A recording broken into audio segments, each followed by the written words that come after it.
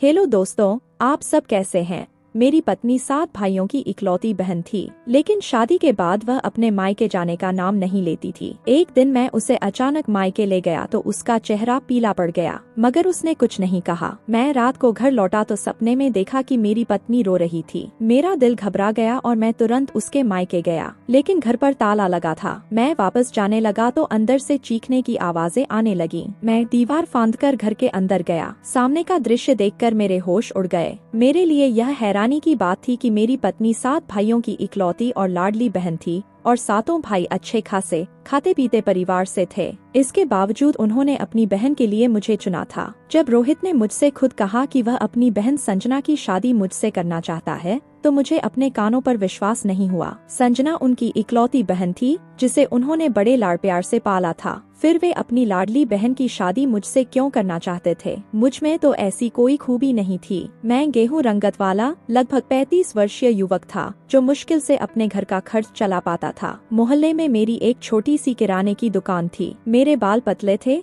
कोई करीबी रिश्तेदार भी नहीं था। कोई भी मुझे रिश्ता देने को तैयार नहीं होता था। कई लोगों से मैंने शादी की बात की, लेकिन वे कहते थे यह अकेला आदमी है, ना कोई आगे ना पीछे, एक छोटे से एक कमरे के घर में रहता है, छोटी सी किराने की दुकान है, यह तो हमारी बेटी की जरूरतें भी ठीक से पूरी नहीं कर सकता, इच्छाएं क्या पूरी करेगा। मेरे सांवले रंगरूप और साधारण शक्ल सूरत को देखकर साधारण लड़की भी मुंह मोड़ लेती थी। रोहित का परिवार पूरे मोहल्ले में अमीर और प्रतिष्ठित माना जाता था। आज तक मैंने कभी संजना को नहीं देखा था, क्योंकि वह हमेशा अपने चेहरे को चादर से अच्छी तरह ढक कर आती जाती थी। रोहित की बहन को देखने की हिम्मत मोहल्ले के किसी भी युवक में नहीं थी, क्योंकि उसके 7 भाई बहुत बहादुर और निडर थे। पूरे मोहल्ले में उनका रौब था, लोग उनसे डरते थे। सबको पता था कि वह रोहित की बहन है। मुझे तो कभी हिम्मत ही नहीं हुई कि नजर उठाकर उसे देखने की कोशिश करूं। असल में उनके घर का राशन मेरी ही किराने की दुकान से जाता था और मैं ही उनके घर तक राशन पहुंचाता था, लेकिन घर के दरवाजे के अंदर आने की अनुमति मुझे कभी नहीं मिली। यह सिलसिला कई सालों से चला आ रहा था। खैर, मुझे अंदाजा भी नहीं था कि रोहित अपनी बहन की शादी के लिए मुझसे कहेगा,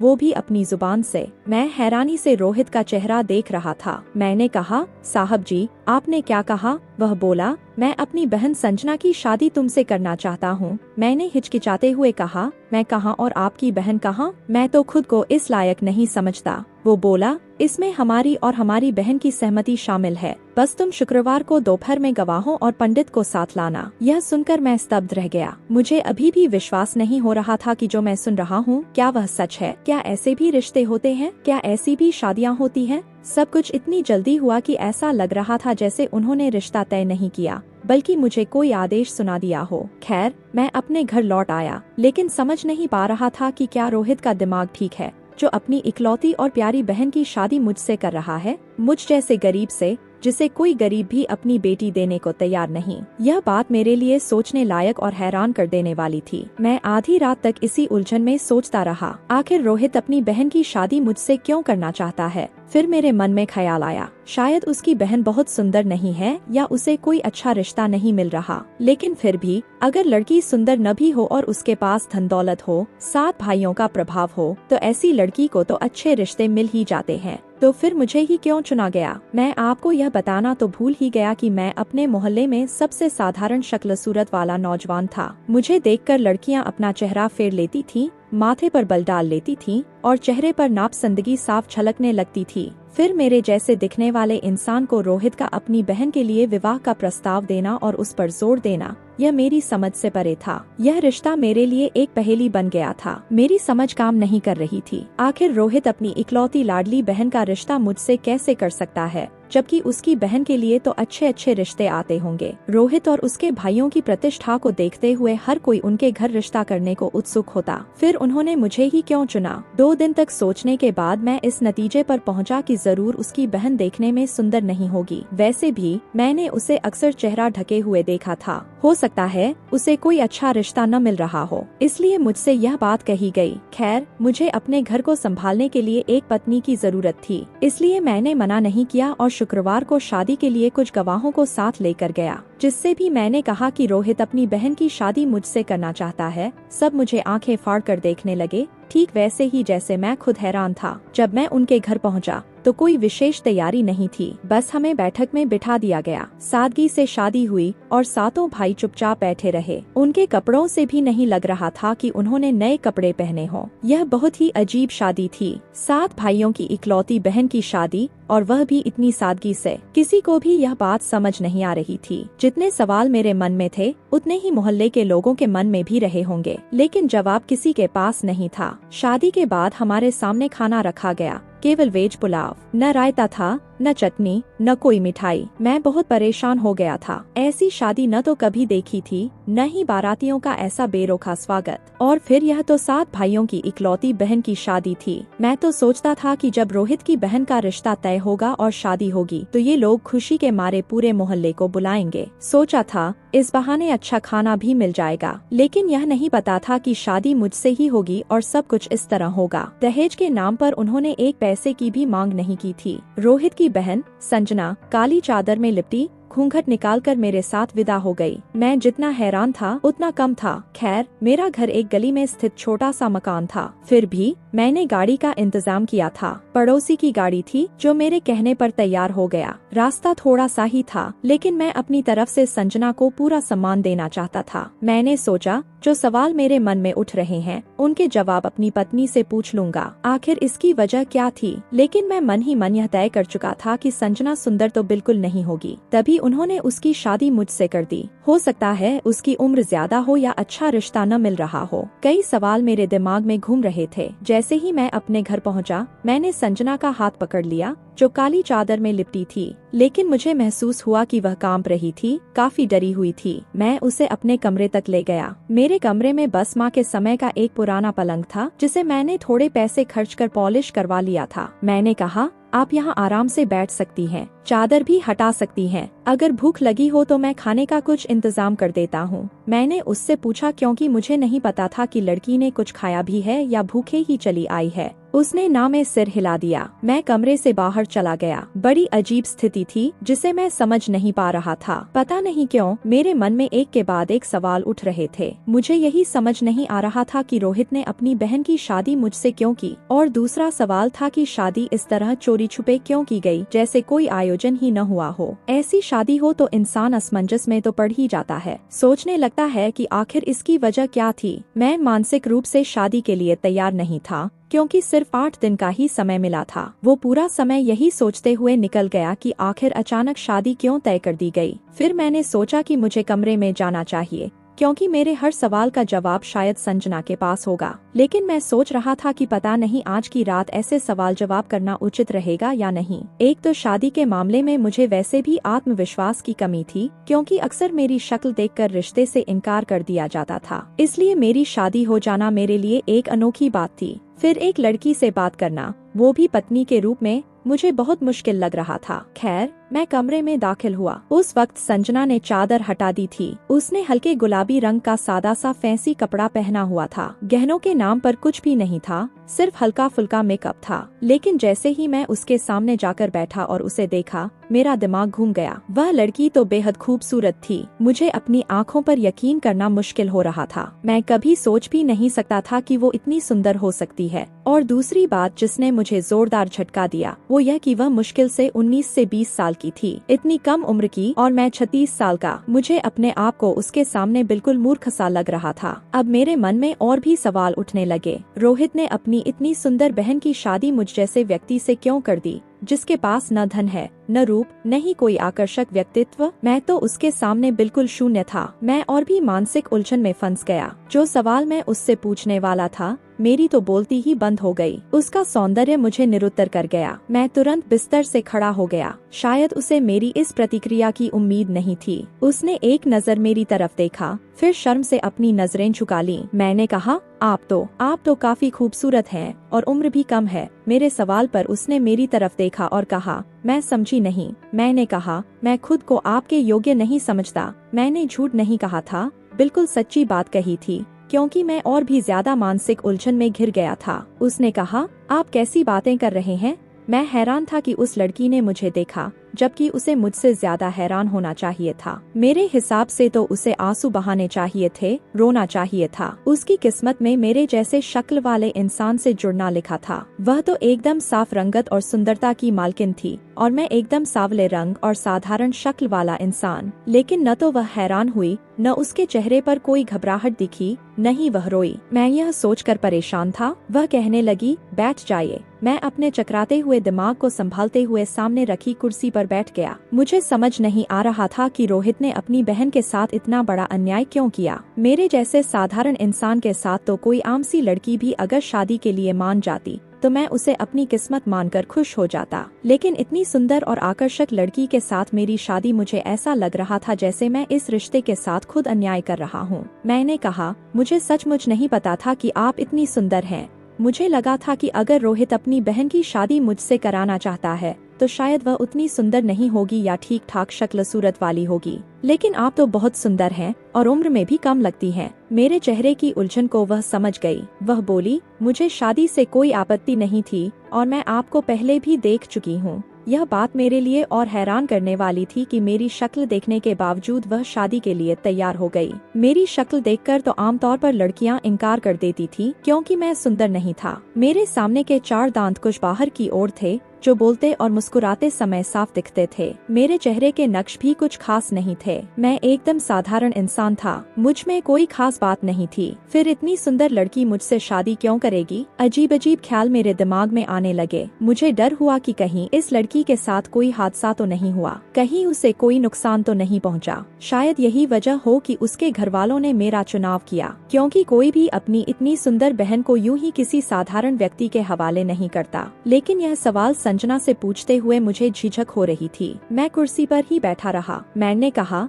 मैं यह समझ नहीं पा रहा कि आपके भाइयों ने मेरी शादी आपसे क्यों की। वह बोली, क्यों? क्या आपको इस पर आपत्ति है? जवाब देने के बजाय वह मुझसे ही सवाल करने लगी। मैंने कहा, मैं इस काबिल कहाँ की आपत्ति करूं, लेकिन मैं समझ नहीं पा रहा। वह बोली, अगर आपको आपत्ति थी तो आप इनकार कर देते। यह कहते हुए उसका लहजा काफी सख्त हो गया। फिर वह बोली, क्या मैं आपको अच्छी नहीं लगी? क्या मैं आपको पसंद नहीं आई? यह सुनकर मैं और हैरान रह गया। मुझे लगा, क्या यह लड़की पागल हो गई है? क्या इसे मैं दिखाई नहीं देता? क्या यह ठीक से देख भी सकती है या इसकी नजर कमजोर है? उसे मेरी कुरूपता दिखाई ही नहीं दे रही थी। मैं कुर्सी से उठकर उसके सामने जाकर बैठ गया। वह नजरें झुकाए बैठी रही, लेकिन मैं समझ नहीं पा रहा था कि उससे क्या बात करूं। मैंने कहा, तुम्हारे भाई बहुत प्रभावशाली और समझदार व्यक्ति हैं। मोहल्ले में उनका अच्छा खासा नाम है और तुम उनकी इकलौती बहन हो। मैंने सुना है कि तुम बहुत लाडली हो। फिर तुम्हारी शादी इतनी सादगी से, और वह भी मुझसे, कैसे हो गई? वह बोली, बार बार आप यह क्यों कह रहे हैं कि मेरी शादी आपसे क्यों हुई? भगवान के लिए अपने आप को मेरे सामने इतना तुच्छ मत दिखाइए। मेरे मन में आपके लिए बहुत सम्मान है। उसकी बातों ने मुझे और उलझन में डाल दिया। मैं तो यह सोचकर बैठा था कि संजना से सच्चाई जान लूंगा,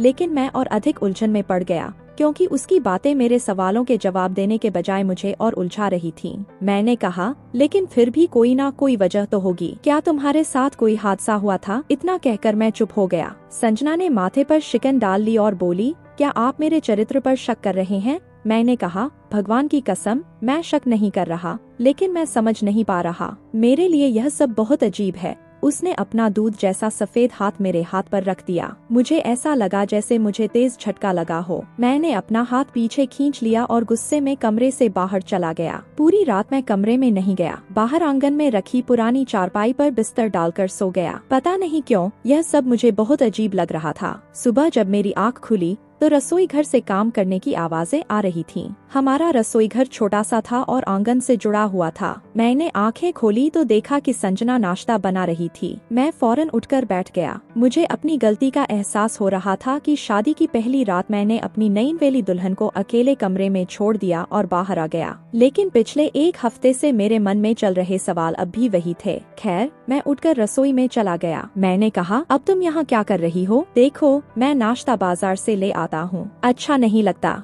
रात को तो तुम्हारी शादी हुई है। वह बोली, कोई बात नहीं, कुछ दिन बाद भी तो मुझे ही काम करना है। अगर अभी कर लूं तो क्या फर्क पड़ता है? आप चाय पियेंगे? उसने तुरंत बात बदल दी। मैं समझ नहीं पा रहा था कि यह लड़की है क्या कोई चीज। खैर, मैंने कहा, हाँ, बना लो। नाश्ता उसने मेरे साथ ही किया। मैंने सोचा जब उसे कोई आपत्ति नहीं है तो मुझे भी ज्यादा सवाल जवाब नहीं करने चाहिए। अगर वह खुश है तो ठीक है, मुझे भी उसे दिल से स्वीकार कर लेना चाहिए, बल्कि अपनी किस्मत पर तो मुझे भगवान का शुक्रिया अदा करना चाहिए। उस रात मैंने अपने कमरे में ही सोया और शादी की रस्म में अपनी पत्नी को मैंने माँ की सोने की अंगूठी पहनाई थी, क्योंकि मेरे पास वही थी। वह उससे खुश भी थी। मुझे लगा कि शादी के अगले दिन मेरे ससुराल वाले आएंगे और रस्म के तौर पर अपनी बेटी को कुछ दिनों के लिए अपने घर ले जाएंगे। फिर मुझे जाकर उसे वापस लाना होगा। लेकिन कोई नहीं आया, ना कोई आया, ना ही संजना जाने को तैयार थी। मैंने कहा, हम एक ही मोहल्ले में रहते हैं, फिर भी चलो, मैं तुम्हें तुम्हारे घर छोड़ देता हूँ। तुम उदास हो रही होगी, तुम्हारे भाई भी तुम्हें देखने के लिए बेचैन होंगे।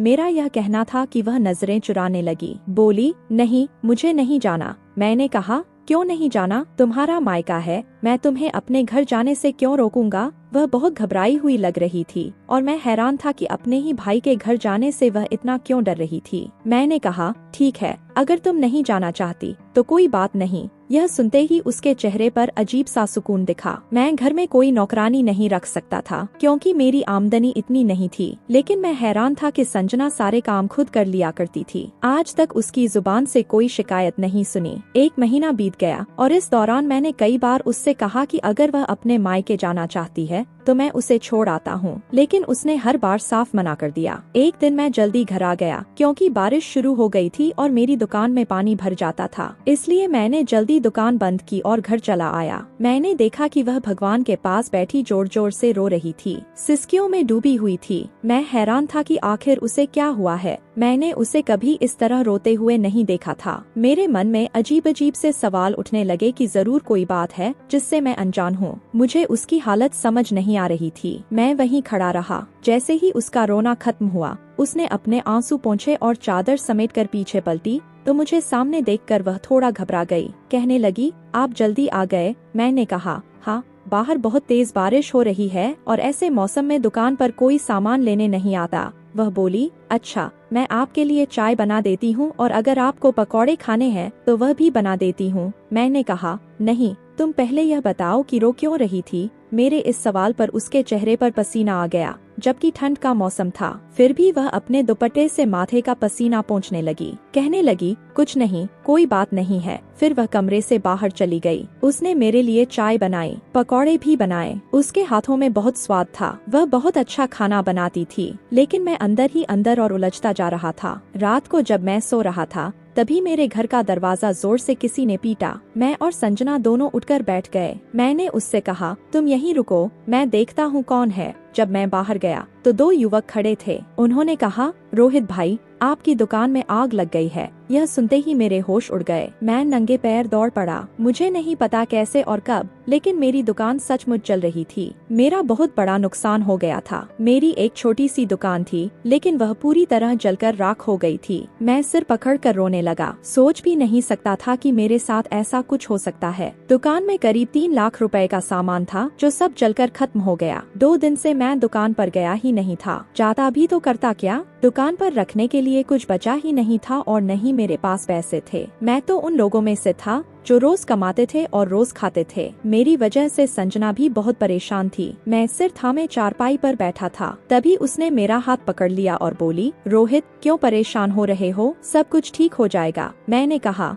क्या खाक ठीक होगा? दुकान का सामान जल गया। जैसे तैसे घर की दाल रोटी चल रही थी, अब वो भी खत्म हो गई। उसने अपने हाथ की अंगूठी उतारी और मुझे दे दी। मैंने कहा, यह क्या कर रही हो? वह बोली, कोई बात नहीं, आप इसे बेचकर दुकान के लिए थोड़ा सामान खरीद लीजिए। मैंने कहा, मुझे शर्मिंदा मत करो, मैंने तुम्हें दिया ही क्या है? माँ की इस अंगूठी के अलावा तो मेरे पास कुछ भी नहीं था। अगर अब वह भी बेचने को कहोगी तो मेरे लिए यह डूब मरने जैसी बात होगी। यह तुम रखो। मैंने अंगूठी उसे वापस पकड़ा दी। मैं सोच रहा था कि शहर जाकर, जहाँ से मैं सामान लाता था, उनसे विनती करूंगा कि कुछ सामान उधार दे दें। मैं धीरे धीरे चुका दूंगा ताकि दुकान चल सके। लेकिन वह कहने लगी, आप यह अंगूठी बेच दें। आप परेशान होंगे तो मैं इस सोने चांदी का क्या करूंगी? पता नहीं कैसी लड़की थी। एक तो खूबसूरत, कम उम्र और ऊपर से एक अच्छे घर से आई थी और उस पर इतना धैर्य, वह भी आज के समय में। मेरे लिए यह बात एक उलझन बन गई थी। मैं उसके इरादों पर शक नहीं कर रहा था, खुदा न करे। खैर, मैंने वह अंगूठी ली, शहर गया और उसे बेच दिया। मुझे नहीं पता था कि माँ ने 1 तोले की अंगूठी इतनी संभाल कर रखी थी। मुझे उस अंगूठी के 1.5 लाख रुपए मिले। मैंने उससे सामान खरीदा और अपनी दुकान में रख दिया। लेकिन अब भी कुछ और पैसों की जरूरत थी। जैसे तैसे घर चल रहा था, लेकिन मुझ पर कुछ कर्ज भी था। मैंने बहुत मिन्नतें की कि मैं कर्ज चुका दूंगा, लेकिन वो लोग मानने को तैयार नहीं थे। वे मेरे घर के दरवाजे पर आकर गालियां देकर चले गए, बुराबला कहकर चले गए। जब मैं अंदर आया तो संजना रो रही थी। उसने कहा, काश मेरे पास कुछ और होता तो मैं आपके लिए वह भी बेच देती। मैंने कहा, तुम क्यों परेशान हो रही हो, मैं सब संभाल लूंगा। फिर मैंने सोचा कि रोज रोज उसे इस दुख में देखकर मुझे उसे उसके मायके छोड़ देना चाहिए, क्योंकि मेरी वजह से वह बहुत परेशान रहने लगी थी। वह हर समय रोती रहती थी। मैंने उससे बिना पूछे कहा, तैयार हो जाओ। वह बोली, क्यों, कहाँ जाना है? मैंने कहा, किसी से मिलने जाना है। उसने तुरंत अपनी चादर ओढ़ ली। मैं चुपचाप उसे उसके मायके ले गया। दरवाजे के पास पहुंचकर वह मुझे हैरानी से देखने लगी, लेकिन तब तक मैं दरवाजा खटखटा चुका था। दरवाजा रोहित ने खोला। उसने संजना को देखते ही अपने माथे पर शिकन ला दी। मुझे देखकर वह एक तरफ हट गया और बोला, अंदर आओ, बाहर क्यों खड़े हो? हम दोनों अंदर चले गए। मेरे सामने सिर्फ एक सादा पानी का गिलास रखा गया। संजना यह देखकर सबको घूर घूर कर देख रही थी। मैंने सादा पानी ही पिया। मैंने कहा, असल में मैंने सोचा कि शादी को 2 महीने हो गए हैं, आप लोग उदास हो गए होंगे, इसलिए मैं संजना को यहाँ छोड़ने आया था। कल आकर ले जाऊंगा। किसी ने भी कोई गर्मजोशी नहीं दिखाई। बहरहाल मैं सिर्फ 15 मिनट रुका। किसी ने मुझे चाय तक नहीं पूछी, मिठाई तो दूर की बात थी। मैं वापस अपने घर आ गया, लेकिन रात को जब सोने के लिए लेटा तो मेरी आंखों के सामने संजना का रोता हुआ चेहरा आने लगा। पता नहीं क्यों मैंने खुद को झटका दिया और सो गया। लेकिन मैंने सपना देखा कि संजना रो रही थी और कह रही थी, रमेश, मुझे बचा लो, ये लोग मुझे मार डालेंगे। मैं अचानक उठ बैठा। मेरा दिल जोर जोर से धड़क रहा था। मैं तुरंत उठा, चप्पल पहनी, अपनी गर्म शॉल ओढ़ी और संजना के घर पहुंच गया। लेकिन मैं हैरान रह गया, क्योंकि वहाँ ताला लगा हुआ था। आज तक ऐसा कभी नहीं हुआ था कि उनके घर पर ताला हो। अगर 1-2 भाई घर पर न भी होते तो बाकी लोग, उनकी पत्नियां और बच्चे जरूर होते, लेकिन आज सब गायब थे। मैंने सोचा, पता नहीं कहाँ गए। संजना ने भी मुझे कुछ नहीं बताया। उसके पास फोन था, वह कॉल करके बता सकती थी कि वे कहीं जा रहे हैं। जैसे ही मैं पलटा, मुझे अंदर से किसी के रोने और सिसकने की दबीदबी आवाजें सुनाई दी। मेरी तो जान ही निकल गई। मैंने दीवारों के ऊपर झांकने की कोशिश की, लेकिन कुछ नजर नहीं आया। मैंने सोचा कि मुझे अंदर देखना चाहिए। वहाँ एक लकड़ी का टुकड़ा था जो दरवाजे के पास दीवार से सटा हुआ था। वह काफी ऊंचा था। मैं उस लकड़ी के सहारे चढ़ा और दीवार फांदकर जैसे ही नीचे कूदा, सामने का दृश्य देखकर मेरे होश उड़ गए। घर का आंगन काफी बड़ा था और उसके किनारे कुछ खाली जगह थी जहाँ ढीली मिट्टी पड़ी थी। वहाँ एक गड्ढा खोदा जा रहा था। संजना के मुंह और हाथ पीछे की ओर बंधे हुए थे। वह मुझे देख रही थी। उसके भाइयों ने उसे पकड़ रखा था और उसे उस गड्ढे में फेंकने की तैयारी कर रहे थे। यह देखकर मेरे होश उड़ गए। फिर मैंने बिना कुछ सोचे समझे रोहित और उसके भाइयों पर हमला कर दिया। मैंने कहा, हटो पीछे, यह क्या कर रहे हो तुम लोग? वे बोले, इसके साथ साथ तुझे भी मार डालेंगे, यहाँ से चले जा। मैंने कहा, तुम्हें शर्म नहीं आती? पता नहीं क्यों जब मैं अचानक वहाँ पहुँचा तो अपनी पत्नी के साथ ऐसा अत्याचार और ज्यादती देखकर मेरा दिल बहुत बेचैन हो गया। मैंने कहा, मेरी पत्नी को छोड़ दो, वरना मैं शोर मचा दूंगा। शायद मेरी इस धमकी से वे घबरा गए। जैसे ही उन्होंने संजना को छोड़ा, वह भागते हुए मेरे पास आ गई। वह बहुत डरी हुई थी। मैंने पूछा, तुम लोग यह सब क्यों कर रहे थे? वे बोले, यह अभागिन हमसे संपत्ति में हिस्सा मांग रही है। हम इसे पहले ही बता चुके हैं कि बेटियों का कोई हिस्सा नहीं होता। हमारे यहाँ बेटियों को कभी विरासत में हिस्सा नहीं दिया जाता। लेकिन यह कह रही थी कि अदालत जाएगी और अपना हिस्सा लेगी। हिस्सा न देने के लिए ही हमने इसकी शादी तुम जैसे व्यक्ति से की थी, रोहित। हमें पता था कि अगर इसका पति पढ़ा लिखा होगा तो वह इसके साथ खड़ा होकर हमसे संपत्ति मांगेगा, अदालत जाएगा। लेकिन हम जानते थे कि तुम कमजोर हो, कम पढ़े लिखे हो, तुम कभी हमारे सामने नहीं खड़े हो पाओगे, नहीं हिस्सा मांगोगे। उनकी बात सुनकर मुझे बहुत दुख हुआ। मैंने संजना का हाथ पकड़ा और कहा, दरवाजा खोलो, मुझे बाहर जाना है। उनका एक भाई दीवार फांदकर बाहर गया और ताला खोला। मैं संजना को घर ले आया। वह बहुत रो रही थी। मैंने उसके मुंह पर बंधी पट्टी खोली और घर आकर उसके हाथ भी खोल दिए। मैंने पूछा,